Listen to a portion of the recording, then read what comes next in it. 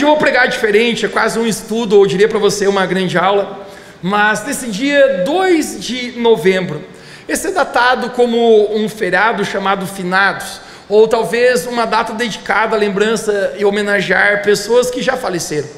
E hoje, gente, talvez você viu nas minhas redes sociais durante essa semana que eu falei para ti que ia tratar a respeito desse assunto, porque eu vejo uma necessidade muito grande de nós termos entendimento e trazer luz à palavra de Deus, o que a Bíblia fala a respeito desse assunto. E a razão disso, gente, é porque até muitas vezes eu sou capaz de encontrar cristãos com entendimento raso ou pouco entendimento correto a respeito do que a Bíblia diz a respeito disso. Então vamos lá, vai ser poderoso, eu espero que você aumente suas expectativas, que Deus vai falar com você hoje, amém? Vamos ficar de pé para lermos a palavra do Senhor. Isso é uma cultura da nossa igreja, nós honramos a palavra do Senhor, então nós vamos ler de pé hoje, 1 Tessalonicenses capítulo 4, verso de número 13, o apóstolo Paulo escreve essas palavras, ele diz: irmãos, não queremos que vocês ignorem a verdade, algumas traduções falam, sejam ignorantes a respeito da verdade sobre aqueles que dormem. Ele usa essa expressão, aqueles que dormem, ele está falando daqueles que já faleceram, ele está usando um eufemismo, é uma maneira de suavizar essa palavra morte, que no grego é thanatos, é uma palavra forte, então ele fala, dorme, para que não fiquem tristes, como os demais que não têm esperança, pois a propósito, aqueles que não conhecem a Cristo, o final da vida deles, eles creem apenas que tudo acaba, e quão triste viver assim sem esperança. Verso 14, pois se cremos que Jesus morreu e ressuscitou, vamos lá, eu quero saber aqui quem crê que Jesus morreu, mas ele ressuscitou ao terceiro dia. Jesus venceu a morte, não apenas ele morreu, mas o nosso Jesus, ele ressuscitou, pois se cremos que Jesus morreu e ressuscitou, assim também Deus, mediante Jesus, trará na sua companhia aqueles que dormem. Nós cremos nisso. Eu também quero ler contigo João capítulo 11, verso de número 25 e 26, João 11, você pode abrir a sua Bíblia também. A palavra de Deus nos fala assim: então Jesus declarou, eu sou a ressurreição e a vida, quem crer em mim, ainda que morra, viverá. Você pode dizer bem alto, quem crer, ainda que morra, viverá. Verso 26, e todo aquele que vive e crê em mim, não morrerá eternamente. Jesus termina perguntando, você crê nisso?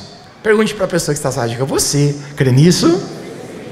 O tema da minha mensagem hoje é a vida após a morte. A vida após a morte. Feche seus olhos, vamos orar pedindo que a palavra de Deus fale conosco hoje. Deus, nós queremos te agradecer pela ação do teu Espírito Santo hoje aqui, e nós queremos pedir que a tua palavra, que é viva e eficaz, hoje possa trazer luz, revelação, entendimento para nós, porque nós queremos viver tudo que o Senhor tem para as nossas vidas, e hoje eu oro que essa palavra possa trabalhar em nós, possa nos desafiar, possa gerar decisão, possa gerar firmeza no nosso coração, na nossa caminhada contigo. Eu oro, Espírito Santo, fale através da boca do seu servo, e que teu Espírito Santo possa poderosamente hoje nos levar ao lugar que está inclinado ao seu coração. Essa é a minha oração, em nome de Jesus. Todos dizem amém. Você pode se assentar na presença do Senhor e me dar de presente a sua atenção.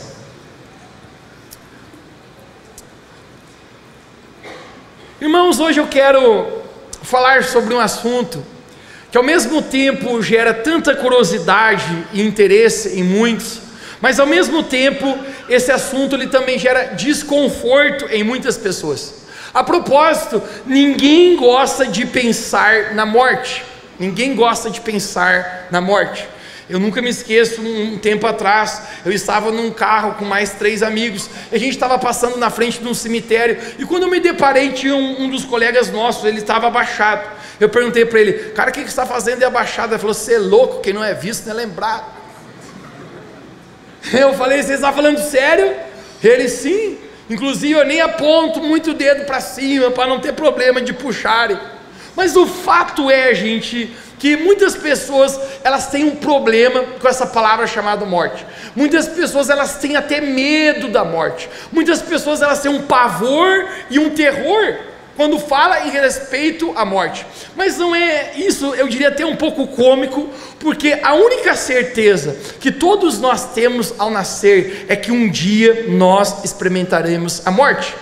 A única certeza que nós temos é que um dia a nossa vida aqui nessa terra terá um fim, e esse é o primeiro ponto da minha mensagem. Um dia a morte chega para todos. O rei Davi, sem dúvidas o maior rei que a nação de Israel já teve, ele está já bastante velho, e em 1 Reis capítulo 2, verso 2, a parte A do verso, ele está dando conselhos para Salomão, que é o seu filho. A propósito, ele iria transicionar todo o império de Israel a Salomão, e ele começa a declarar: seja tu homem. Ele está dizendo: seja sábio, tema ao Senhor. Ele começa a dar conselhos e de repente ele fala: eu agora, Salomão, vou pelo caminho de todos os mortais. Ele está dizendo: o caminho de todos os mortais é passar pela morte, e isso é uma coisa real. Não importa quem você foi, não importa quão dinheiro você tem, ou quão influente ou poderoso, ou quantos contatos você tem, um dia, apenas como o rei Davi declarou, nós vamos pelo caminho de todos os mortais. Alguns declaram que todos nós carregamos uma senha invisível em nossas mãos, e o momento que chama a senha, nem adianta você querer ser gentil, cavaleiro, por favor, vá na minha frente. Quando chamam a sua senha, é apenas o seu momento, porque a propósito, é Deus quem dá o fôlego de vida. Você já parou para pensar que você está sentado aí e o seu coração está batendo agora? E você não faz força nenhum para o seu coração bater. Apenas Deus faz seu coração bater. Isso é o que? Isso é o fôlego de vida. E apenas Deus tem o poder de dar a vida a alguém, e da mesma maneira apenas Deus tem o poder de tirar. Mas o fato é que a morte um dia chega para todos. O salmista, quando está refletindo a respeito disso, ele diz, Salmo 103, verso 15: porque quanto ao homem, são seus dias como a erva do campo, como a flor do campo, assim floresce, pois passando por ela o vento, logo se vai, e o seu lugar não a conhece mais. Ele está dizendo, é como uma flor, que ela nasce, ela desabrocha, e ela está tão linda, mas de repente, ela seca e apenas termina. O salmista está dizendo, assim é também a nossa vida. O salmista também, no Salmo 144, verso 4, ele diz, o homem é semelhante a um sopro, seus dias são como a sombra que passa. Uau! Está falando a respeito da brevidade da vida, como uma sombra, obviamente, ela tão rápida a passagem dela, e talvez se você já viveu um pouquinho, você olha para trás e apenas diz, uau, como a minha vida está passando rápido. Talvez o assunto mais real no final do ano, nós precisamos em novembro, a propósito, você já falou com alguém, eu não tenho dúvida esse mês, o ano passou rápido. Porque o fato é, gente, que a vida passa muito rápido, e a morte um dia chega para todos. A segunda coisa que eu quero compartilhar contigo também, é que você nunca saberá o dia da sua morte. Você nunca é capaz de saber o exato dia. Não importa como se você queira se inclinar a isso. Por quê? Porque apenas Deus sabe o seu momento. E o apóstolo Tiago, ele tem muito a falar a respeito disso. Vamos ler juntos. Em Tiago capítulo 4, verso número 13, o apóstolo Tiago nos diz assim: ouçam agora, vocês que dizem, hoje ou amanhã iremos para esta ou aquela cidade, passaremos um ano ali, faremos negócios, ganharemos dinheiro. Vocês nem sabem o que acontecerá amanhã. Ele pergunta, o que é a vida? Vocês são como a neblina que aparece por um pouco de tempo e depois se dissipa. Em vez disso, deveriam dizer, se o Senhor quiser, viveremos e faremos isto ou aquilo. Gente, esse texto é muito verdadeiro. Ele é muito verdadeiro porque talvez todos que estão aqui, talvez você já conheceu alguém que partiu de repente. Foi uma grande surpresa, hashtag inacreditável. Ontem estava aqui, ontem postou a foto no Instagram, ontem postou o stories, e de repente essa pessoa se foi de forma tão de repente, ela veio a falecer. Eu nunca me esqueço, um cantor aqui do Brasil, alguns anos atrás, ele filmou antes de ele entrar no seu avião, e ele faz a sua propaganda, ele fala, gente, hoje à noite eu vou estar com vocês, eu estou entrando no meu avião e daqui a pouco eu estou aí. O simples fato que esse homem não tinha obviamente, o entendimento. O seu avião caiu e ali ele perdeu a sua vida. É isso que o apóstolo Tiago está dizendo. Você diz: eu vou fazer planos, amanhã eu vou ganhar dinheiro, amanhã eu vou para esse lugar, ou amanhã eu vou fazer aquilo. Ele está dizendo: você não sabe a respeito do dia da manhã. Ele diz: você deveria dizer, se o Senhor permitir que nós vivemos, nós vamos fazer isso. Porque o fato, gente, é que o dia de amanhã ninguém sabe, apenas pertence ao Senhor. Quantos compreendem isso? Digo amém aqui, amém? Agora, talvez a pergunta-chave da nossa mensagem hoje, onde eu quero trazer luz e entendimento ao teu coração, é: para onde vamos quando morremos? Não é incrível que a ciência, ela avança tanto? Hoje nós temos uma capacidade tão incrível de tecnologia, temos inteligência artificial, são quase como um robô com uma mente humana, mas mesmo assim, com uma tecnologia tão avançada, a ciência ainda continua completamente muda a respeito do que acontece na vida após a morte. Porém, a palavra de Deus tem muito a dizer a respeito desse assunto, e eu quero desvendar com você hoje. A pergunta é: para onde vamos quando morremos? Pessoas que não acreditam em Deus, conhecidas como ateus, acreditam que a vida é fruto do acaso, como uma sorte de dados, e apenas acreditam que quando a sua vida termina nessa terra, você deixa de existir. E essa é uma realidade muito triste. Morrer sem esperança, viver sem um sentido. Mas afinal, o que a Bíblia diz a respeito da vida após a morte? E nós encontramos um texto muito poderoso do apóstolo Paulo, o qual eu quero hoje trazer luz e clareza e nós estudarmos juntos, que com certeza isso vai ser revelador nos nossos corações. Eu gostaria que a gente abrisse em Hebreus capítulo 9, nós vamos ler o verso 27 e 28, são palavras cruciais a respeito desse assunto, onde o apóstolo Paulo trata com a igreja dos Hebreus. Hebreus capítulo 9, no verso 27, a palavra de Deus nos fala assim: e assim como aos homens está ordenado morrerem uma só vez. Você pode repetir comigo: ordenado a morrerem uma só vez, vindo depois disso o juízo. Verso 28, assim também Cristo, tendo se oferecido uma vez por todas para tirar os pecados de muitos, aparecerá uma segunda vez, não para tirar pecados agora, mas para salvar aqueles que o esperam. Esse texto é crucial para nós sermos capazes de desvendar o que acontece na vida após a morte. E a primeira coisa que eu consigo ver, gente, que todas as pessoas, você morre apenas uma vez. Olhe para alguém perto de você e diga: fique tranquilo, você vai morrer só uma vez. Vamos ler novamente, Hebreus capítulo 9, verso 27. E assim como aos homens está ordenado morrerem uma só vez. Quem ordenou? O próprio Deus. Deus ordenou que cada um morresse uma só vez. Gente, eu quero trazer entendimento sobre isso, porque muitos estão debaixo, muitas vezes, de um engano, de um ensino errado a respeito do que acontece após a morte. E uns aqui acreditam em doutrinas erradas, onde creem que eu morro hoje, mas eu vou reencarnar amanhã, e se eu for uma pessoa bonzinha, amanhã eu volto na outra vida num milionário. Deixa eu falar para você, a Bíblia não ensina a respeito disso. Está dizendo: a todos está posto morrer uma só vez. Alguns acreditam: se eu for mal nessa vida, na próxima vida eu volto naquele camundongo. Gente, isso não é verdade. Em nenhum momento você encontrará na Bíblia ensino sobre reencarnação. A Bíblia refuta totalmente esse tipo de ensino.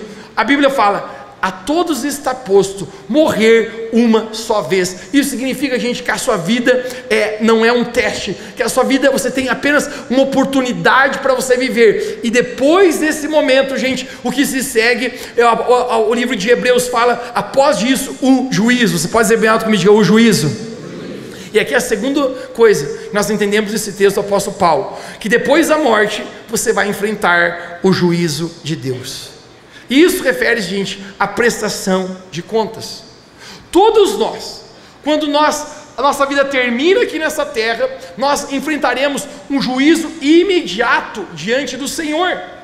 O seu corpo está em pó, A propósito, a Bíblia nos fala que do pó da terra nós somos criados, e do pó da terra nós iremos voltar. Porém, nós somos um ser triuno, nós somos corpo, alma e espírito, e se o seu corpo ele morre, o seu espírito e a sua alma são eternos, e no exato momento onde você morre, existe uma prestação de contas, que nós vamos parecer diante do trono, do tribunal de Cristo. Eu quero mostrar para você isso, em 2 Coríntios capítulo 5, verso 10, o apóstolo Paulo fala à igreja de Coríntios, ele fala: pois todos nós devemos comparecer diante do tribunal de Cristo. Você pode dizer bem comigo, o tribunal de Cristo. Para quê? Vamos ler juntos. Para que cada um receba o que fez por meio do corpo. Porque a propósito, nós fizemos por meio desse corpo. Agora, este corpo não está mais vivo, mas a sua alma e o seu espírito está vivo. Você vai comparecer diante do tribunal de Cristo, para que cada um receba o que fez por meio do corpo, segundo o que praticou, bem ou mal. Você pode dizer comigo, diga bem ou mal. Que todos nós, seja coisas boas ou sejam coisas ruins, nós vamos estar diante de Deus para uma prestação de contas. Isso se segue após a nossa morte. Nós precisaremos estar diante do Senhor e prestar conta da nossa vida.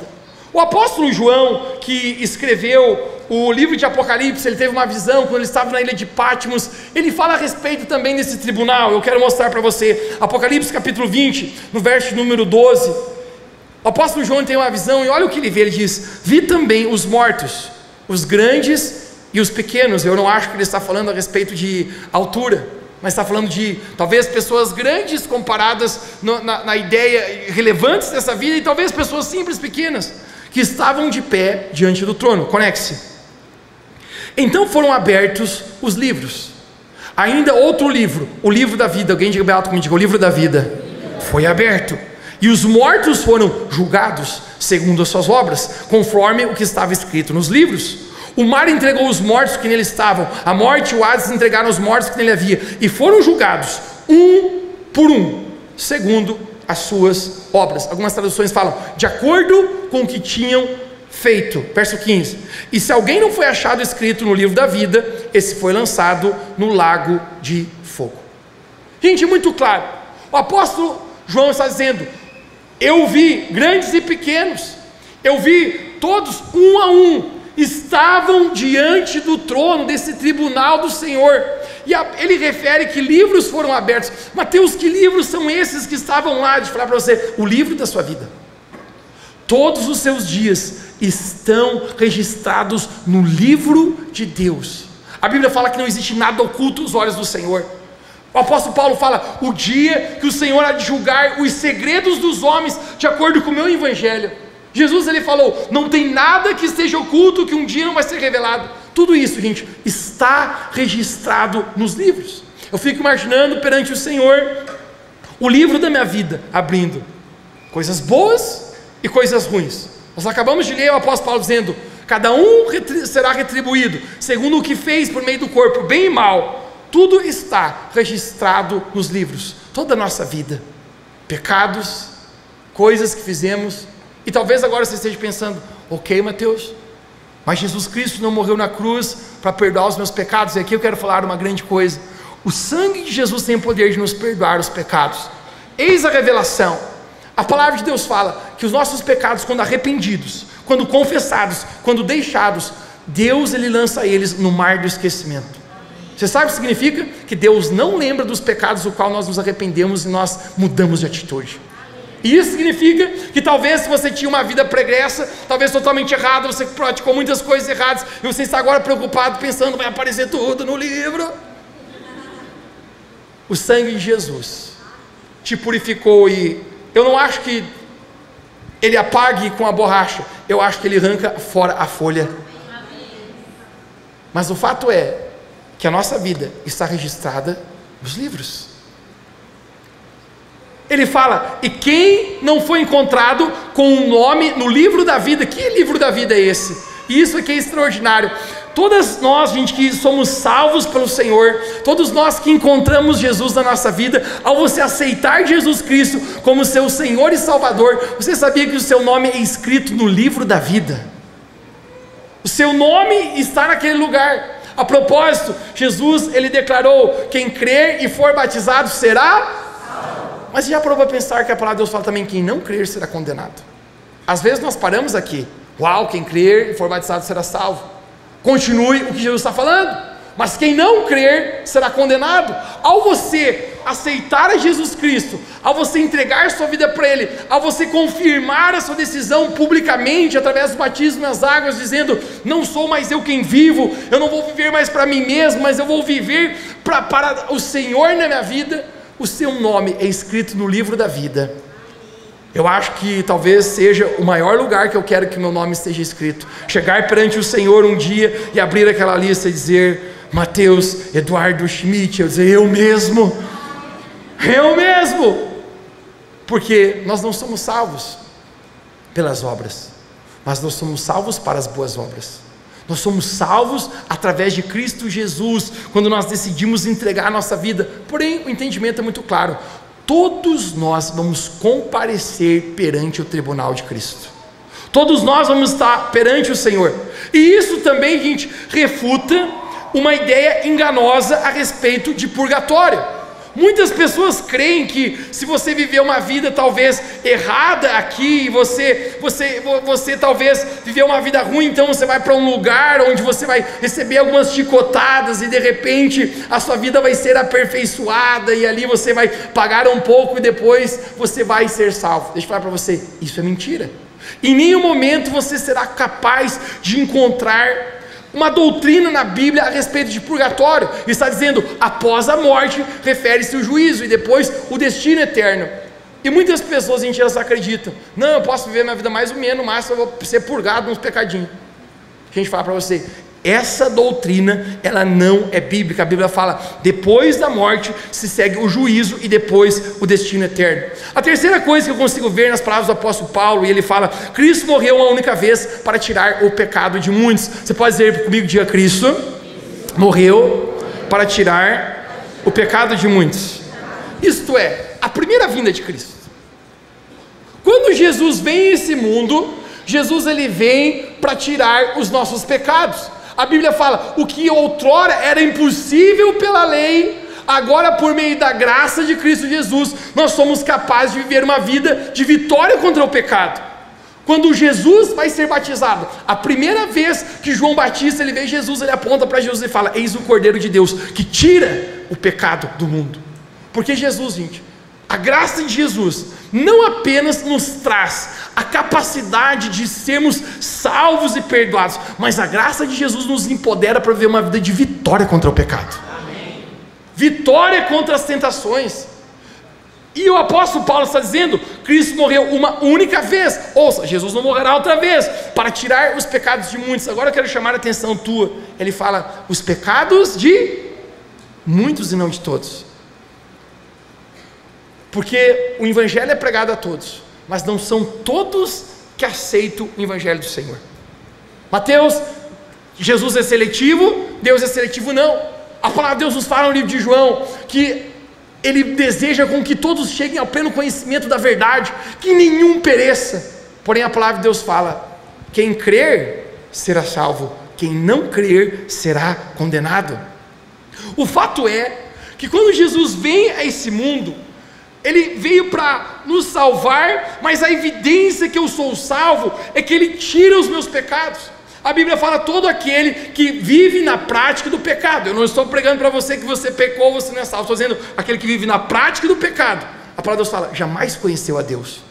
Porque uma vez que você foi salvo, uma vez que a graça de Deus alcança a sua vida, você começa a dizer no seu coração: eu quero me separar para o Senhor, eu quero parar com a prática do pecado, eu não quero mais viver naquela velha vida, eu não quero ser o velho homem que eu era, mas agora eu quero caminhar num processo, num caminho de santificação, ou seja, os pecados são tirados.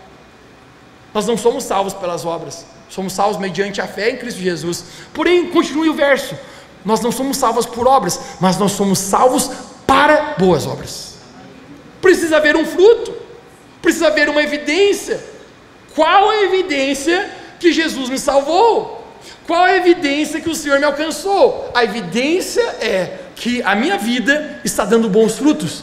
boas obras, porque a graça que me salva é a mesma graça que me transforma. Cristo morreu uma única vez para tirar o pecado de muitos. Quantos aqui podem dizer: eu creio em Jesus, Ele tirou os meus pecados, eu estou nesse caminho de santificação, eu entreguei minha vida a Jesus, eu sou um desses muitos.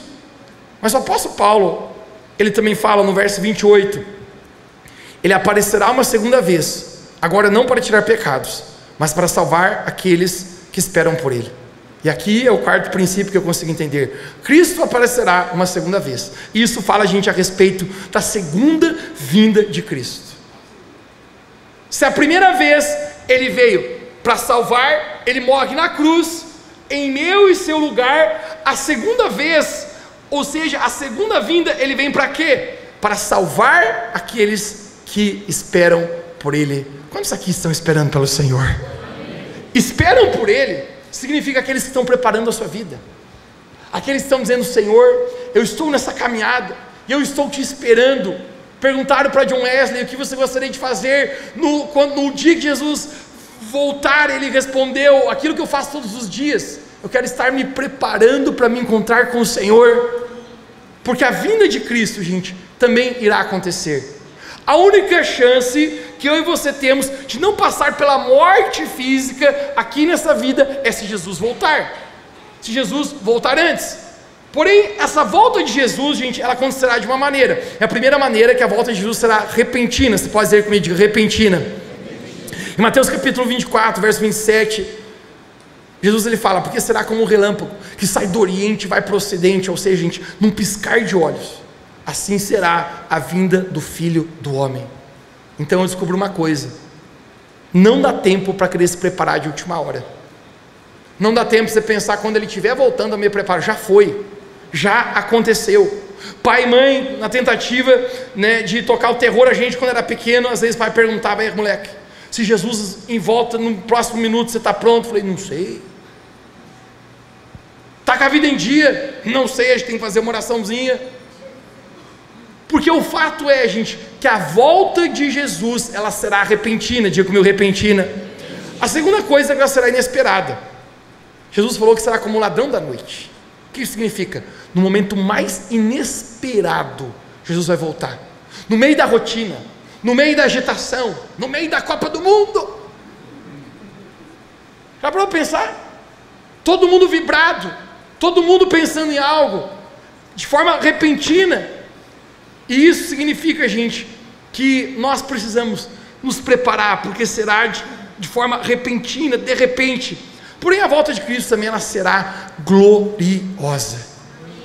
No verso 30 de Mateus 24 fala: então aparecerá no céu o sinal do Filho do Homem, e todas as nações da terra lamentarão. É óbvio que eles lamentarão, porque eles não estão preparados com a sua vida, eles estão tão focados em si mesmos, eles não estavam preparando a sua vida para Cristo. E verão o Filho do Homem vindo nas nuvens do céu, com grande poder e grande glória. Ele enviará os seus anjos com grande som de trombeta, e esses reunirão os seus eleitos dos quatro ventos, e uma a outra extremidade dos céus. A primeira vinda que Jesus veio, Ele veio humilde, nasceu numa manjedoura, viveu como homem, foi julgado pelo sinédrio, enfrentou a morte de cruz. Porém, a segunda vinda, Jesus, Ele vem com grande poder e grande glória. A primeira vinda, Ele veio como um cordeiro para tirar os pecados. Eis o Cordeiro de Deus que foi morto. Porém, a segunda vinda, Jesus Ele vem rugindo como um leão para julgar as nações da terra. Mas o que se torna importante, essa mensagem, é o que eu vou falar para você agora, que a minha vida aqui na terra determina a minha eternidade. A minha vida aqui na terra determina a minha eternidade. A maneira como eu e você decidimos viver a nossa vida aqui na terra determinará a nossa eternidade. E a pergunta hoje aqui é: aonde eu vou passar a minha eternidade? Gente, deixa eu falar para você, trágico não é a morte nessa vida, trágico é a morte eterna. Sobre essa vida, sim, é verdade, os dias são longos, os anos são curtos, a vida passa rápido, e a música, sim, é verdadeira. Sorria, abraça seus pais enquanto eles estão aqui, a vida passa muito rápido, a gente é só um passageiro que breve vai partir. Então, diga eu te amo para quem você precisa dizer eu te amo, perdoe quem você precisa perdoar, vá em busca dos sonhos que Deus colocou na sua vida. Mas deixa eu falar para você, tudo isso ainda aqui é apenas para essa vida, mas a pergunta é, e a minha eternidade? Aonde eu vou passar? Porque novamente, a minha vida aqui na terra é determinada, ou melhor, determina a minha eternidade. Jesus, em Lucas capítulo 17, eles nos contam uma história a respeito disso. E eu falo uma história porque eu não creio que é uma parábola. Várias vezes Jesus ele falava através de parábolas. Um certo homem, porém note, todas as parábolas que Jesus está falando, ele não cita nomes. E aqui Jesus ele cita nomes. Então eu acredito que é uma representação literal de como é a vida após a morte. Essas palavras de Jesus me causam temor. Vamos ler juntos. Lucas capítulo 16, verso 19. Ele conta essa história. Ora, havia um certo homem muito rico, que se vestia de púrpura e de linho finíssimo, de Dolce & Gabbana e Louis Vuitton, e que se alegrava todos os dias com grande ostentação. Verso 20. Havia também um certo mendigo chamado Lázaro, coberto de feridas, que ficava deitado na porta da casa do rico. Ouça. Ele desejava alimentar-se das migalhas que caíam da mesa do rico, e até os cães vinham lamber as suas feridas. Uau! E aconteceu que o mendigo morreu e foi levado pelos anjos junto de Abraão. Morreu também o rico e foi sepultado. Perceba, a morte chega para todos, ao muito rico, ao pobre, ao simples, ao grandioso. No inferno, estando em tormentos, o rico levantou os olhos e viu de longe Abraão e Lázaro junto dele. Então gritando disse: Pai Abraão, tenha misericórdia de mim e mande que Lázaro molhe a ponta do dedo em água e me refresque a língua, porque eu estou atormentado nesse fogo. Mas Abraão disse: Filho, lembre-se que você viveu e recebeu os seus bens durante a sua vida, enquanto Lázaro só teve males. Agora, porém, ele está no consolo aqui, enquanto você está em tormentos. E além de tudo, há um grande abismo entre nós e vocês, de modo que os que querem passar daqui até vocês não podem, nem os de lá passar para cá. Então o rico disse: Pai, eu peço que mande Lázaro à minha casa paterna, porque eu tenho 5 irmãos. Perceba as palavras dele. Para que dê testemunho, a fim de que não venham também para o lugar que eu estou de tormento. Porém Abraão respondeu: Eles têm Moisés e os profetas, ouçam-nos. Mas ele insistiu: Não, pai. Abraão, se dentre os mortos alguém for lá, eles irão se arrepender. Abraão, porém, lhe respondeu: Se não houve as Moisés e as profetas, também não deixarão se converter, mesmo que ressuscite alguém dentre os mortos. Gente, essa história que Jesus nos conta é um retrato perfeito do que acontece na vida após a morte. Perceba, existia um homem muito rico. A Bíblia fala, ele vivia em ostentação, ele vivia uma vida voltada apenas para si. Perceba que existe um homem passando fome todos os dias no seu portão, e nem se capaz, ele é capaz de mensurar isso, ele não é capaz de ver isso. E em algum momento a morte bate para os dois. Quando os dois morrem, Jesus ele conta que os anjos vieram e pegaram a Lázaro e o colocaram no seio de Abraão. Ou seja, isso é um símbolo da salvação. A propósito, todos em Cristo somos filhos de Abraão. Isso é a genealogia abençoada de Deus. Abraão teve uma aliança com o Senhor. Porém, Lázaro está nesse lugar de salvação. Porém, este homem muito rico, é terrível o que ele fala. Ele diz: Pai Abraão, peça com que Lázaro molhe uma ponta do dedo e venha refrescar a minha boca com água, porque eu estou nesse lugar de fogo e de tormento. E é incrível as palavras de Abraão agora, porque ele fala: não tem como, existe um abismo entre nós, quem está lá não vem para cá, e quem tem cá não vai para lá. E ele falou: tudo bem, ele tem consciência. Perceba, ambos estão sepultados, então os seus corpos estão mortos, tanto do rico quanto do pobre. Mas o que está lá? O espírito e a alma. Lembra que eu falei para você? O espírito e a alma são eternos. E agora, nesse momento é caótico o que ele fala. Ele fala: eu tenho 5 irmãos, a minha família está vivendo do jeito que eu vivia, também não crê. Peça que Lázaro volte lá e anuncie. Mas Abraão fala: se eles não creem em Moisés e nos profetas, em outras palavras, se eles não creem na palavra que está dita, quando ele fala não creem em Moisés, ele está falando do Torá, os 5 primeiros livros da Bíblia. Depois ele fala nos profetas, Naviim é a palavra grega, são os livros dos profetas. Ele está dizendo em outras palavras: se ele não crê nas escrituras, se ele não crê nos profetas que estão pregando, por que você acha que se alguém dos mortos voltar ele vai crer? Gente, aqui, essa história que Jesus nos conta, eu sou capaz de encontrar 4 lições espirituais nessa história, que nos remete a algo muito importante hoje aqui. E a primeira lição é que o sofrimento e a riqueza não são o que determinam o destino eterno. Eu quero que você pense sobre isso. O problema do rico não era ele ser rico, o problema era ser egoísta e indiferente. Perceba, existe alguém padecendo necessidades o tempo inteiro e ele não consegue nem sequer vir. Gente, uma das evidências que Deus está em nós é o amor. Quem pode dizer amém? Amém. O próprio João fala: se alguém diz estar em Deus, mas não caminha em amor, ele é mentiroso. Porque a evidência que Deus está em mim e eu estou em Deus é que eu caminho em amor. Mas esse homem é muito rico, tudo que ele consegue olhar é o seu próprio umbigo. Ele apenas consegue olhar para dentro de si mesmo. A Bíblia fala: ele está vivendo em ostentação, se vestindo de linho muito valioso. Em outras palavras, gente, isso é um aviso para alguns: não ame o dinheiro nessa vida. Viva uma vida de fidelidade e generosidade no reino de Deus e as pessoas à sua volta. Porque Jesus, a propósito, falou: não há como você agradar a 2 senhores. Quando ele fala sobre 2 senhores, ele está falando que um senhor é Deus e outro senhor ele está falando, obviamente, que era o dinheiro nesse momento. Porque se você amar o dinheiro como esse homem ama, você se torna egoísta, egocêntrico, indiferente a Deus e às pessoas.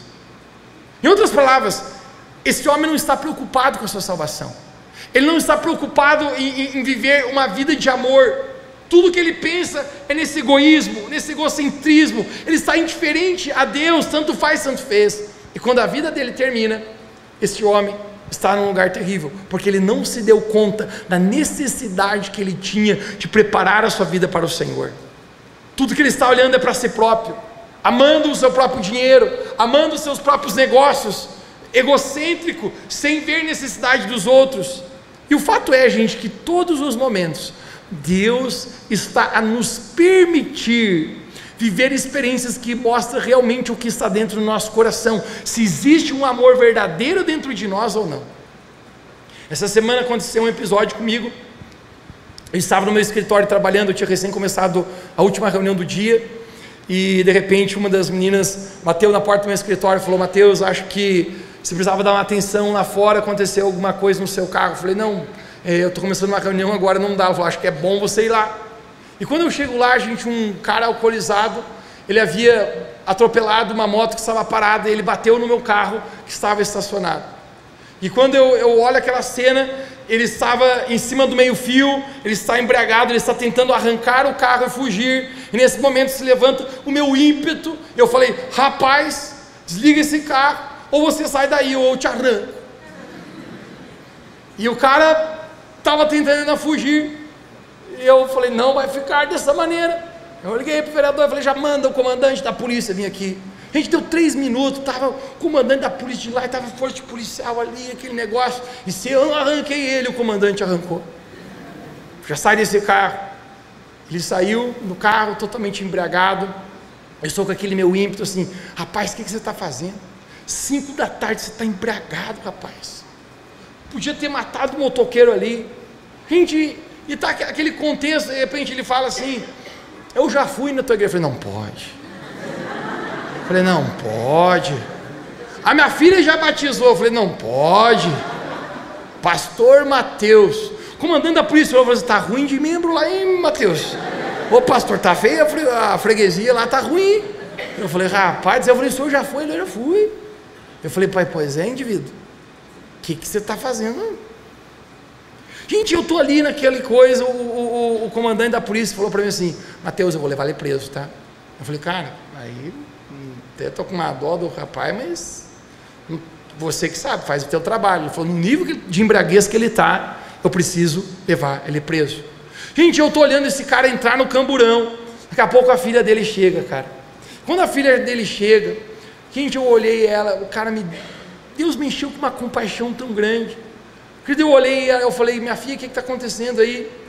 Ela falou, Mateus, perdão, fazia 10 anos que meu pai não bebia mais, ele se envolveu com uma pessoa errada, deu muitos problemas na vida dele, agora ele voltou a beber e tá uma desgraça a nossa vida, tá muito difícil, ela falou, tá muito difícil.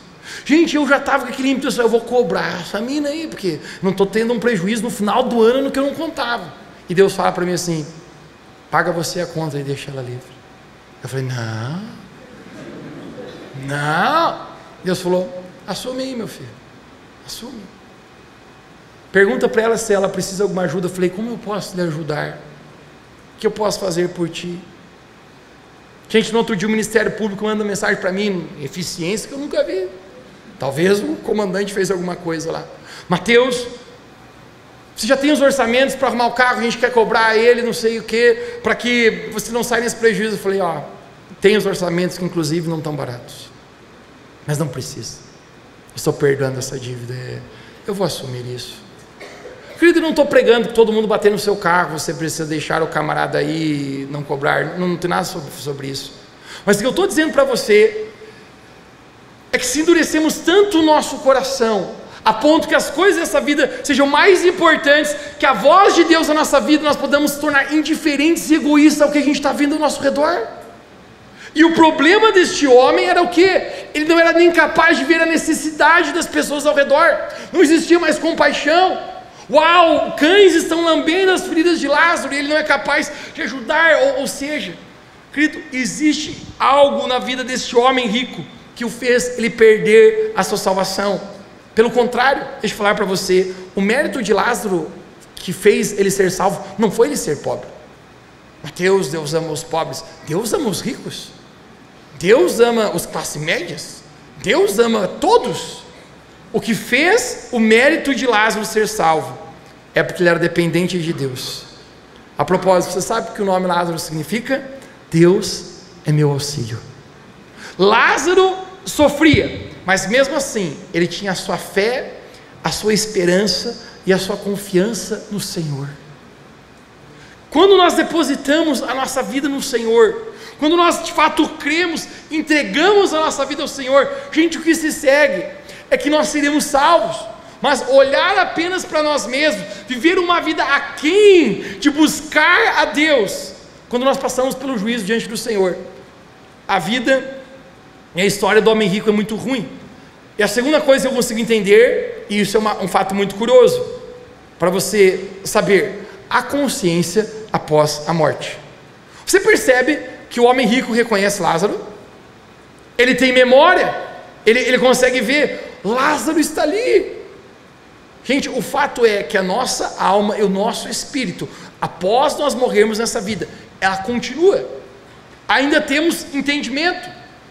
Eu nunca me esqueço, um cara no tempo do Covid ali, ele fazia parte de um clube que nós frequentávamos lá, e eu sempre falava sobre Jesus para ele, eu falava, cara, aceita Cristo na sua vida, convidava ele várias vezes para estar aqui, ele sempre dizia, Mateuzinho, breve eu vou, daqui a pouco eu vou. Gente, na época do Covid, pensa num camarada que ficou tão séria a coisa, esse camarada ficou 2 meses em coma, 2 meses em coma, e sabe o que é mais extraordinário?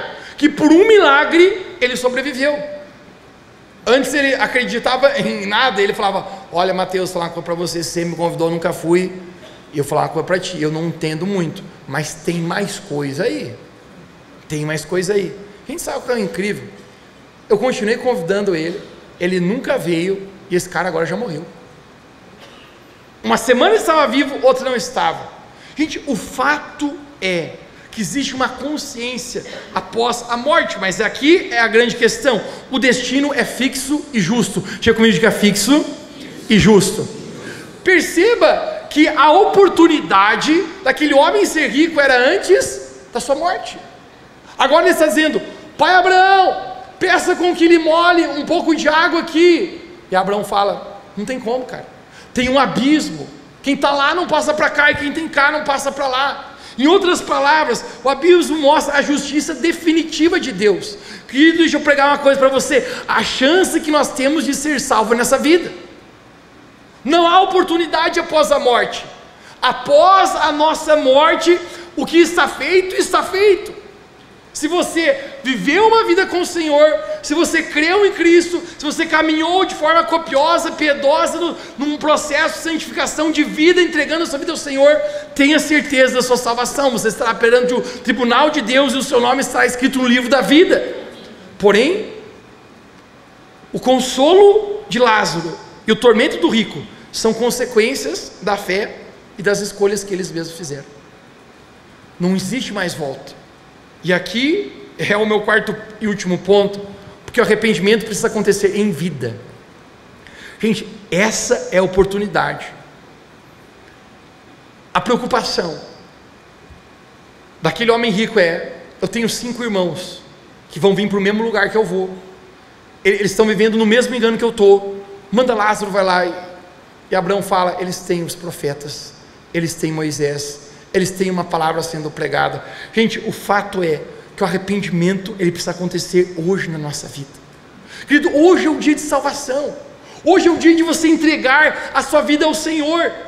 Hoje é o dia de você dizer: Deus, eu quero crer em Ti. Porque Jesus falou: aquele que crê em mim, ainda que morra, viverá. Esse crer não é apenas você dizer: eu acho que Jesus realmente é o Filho de Deus. Não, é você entregar a sua vida ao Senhor.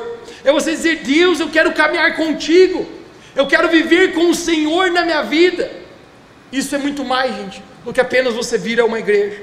Isso é você viver uma aliança de fato com Cristo. Isso é você deixar Deus, Ele trabalhar, santificar a sua vida, santificar o seu coração. Isso é muito mais do que você apenas participar de programas legais cristãos. Isso tem a ver com você dizer: eu de fato tenho uma aliança com o Senhor. E é isso que Deus, Ele quer provocar dentro de nós. Jesus, Ele falou em Mateus capítulo 10: não tenham medo daqueles que podem matar o corpo, mas tenham medo daqueles que podem padecer no inferno, tanto a alma como o corpo. O que Jesus está dizendo? Você está com medo da morte? A gente fala para você: você não precisa ter medo da morte. Nada é mais incrível do que uma pessoa que tem certeza da sua salvação. Não é incrível as palavras do apóstolo Paulo? Ele diz: gente, para mim o morrer é lucro. O viver é Cristo, mas o morrer é lucro. Ele fala: para mim era infinitamente melhor partir dessa vida e estar com Jesus. Sabe por quê, gente? Alguém que tem uma certeza da sua salvação.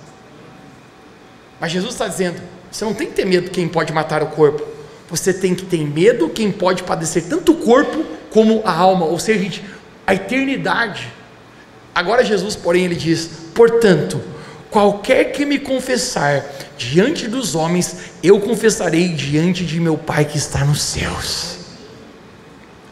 Mas qualquer que me negar diante dos homens, eu negarei também diante do meu Pai que está no céu. Gente, como pastor, eu quero com muito amor pregar algo para você nesse dia. Não brinque com a sua salvação. Não brinque. Mateus, eu vou ter tempo. Quem disse que você terá tempo? Amanhã eu farei, amanhã eu me entregarei ao Senhor. Quem disse que amanhã você terá tempo de se entregar ao Senhor? O fato é que este homem rico que Jesus conta essa história, gente, nunca imaginou que seu destino seria a morte eterna. E ele está olhando Lázaro agora dizendo: o que eu fiz da minha vida? Uau, anuncie para os meus irmãos. Não existe esse contato entre mortos e vivos. Uma vez que isso aconteceu, você estará perante o tribunal de Deus e nós prestaremos conta da nossa vida. Querido, esse tipo de palavra nos traz entendimento e nos traz revelação. Porque com muito amor eu quero dizer para você: se você está aqui hoje, é porque Jesus quer salvar você. É porque Jesus ama você e quer salvar você. Mas a minha palavra para você é: não brinque com a sua salvação. Tem pessoas, gente, que tropeçam ainda em pequenas coisas da fé. Alguns resistem se batizar nas águas. Ouça com muito amor: você está brincando com a sua salvação, meu amigo? Está dizendo: quem crer e for batizado será salvo, quem não crer será condenado. O que estás fazendo com a tua vida? Não, eu ainda não estou pronto para me entregar para o Senhor. cuidado, querido. O seu não está pronto pode levar você para o mesmo destino desse homem que Jesus conta nessa história. Mas o fato é que Jesus falou: aquele que crê em mim, ainda que morra, este viverá. Porque nós podemos ter uma certeza, querido, ao entregarmos nossa vida ao Senhor, ao entregarmos tudo que somos, tudo que temos, dizer: Senhor, faz a tua obra na minha vida, eu me entrego a ti. Gente, nós temos uma certeza de algo, que o nosso nome estará no livro da vida. Eu não quero pagar para ver, cara. Eu não quero pagar para ver, dizer que eu vivi do meu próprio jeito, no meu egoísmo, no meu achismo, no meu tempo. Eu acho que é assim, as minhas verdades. Existe apenas uma verdade, que é a palavra de Deus. E o que essa palavra fala, cara, é luz para o nosso caminho. E eu quero falar algo pessoal meu sobre você. Eu quero caminhar debaixo das palavras do Senhor. É extraordinário. Eu quero terminar falando isso, porque se você está caminhando com o Senhor, se você está vivendo com o Senhor, deixa eu falar para você, você não precisa ter medo nenhum da morte, porque